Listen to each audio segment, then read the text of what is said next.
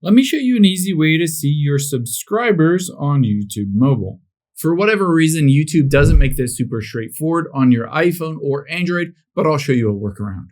Now, unfortunately, you can't do it in the YouTube app itself on your iPhone or Android, so let's hop out of the YouTube app.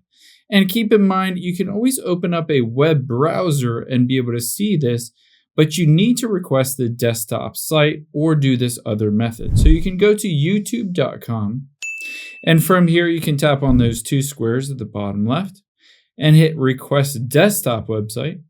After you've requested that desktop website, you can tap on your profile at the top right and then tap on YouTube Studio. Or an easier option is you can just go directly to studio.youtube.com. Now, after you've done that, it might say, do you want to open up the YouTube Studio app? Make sure you do not tap on to open the app. And now you'll be able to see the dashboard for YouTube Studio. Here are my recent subscribers. I can just hit the see all, and it will show me all of my recent subscribers. Keep in mind, these are just the people that have made their subscriptions public, as noted at the very top. It'll show you when they subscribed and their subscriber count as well.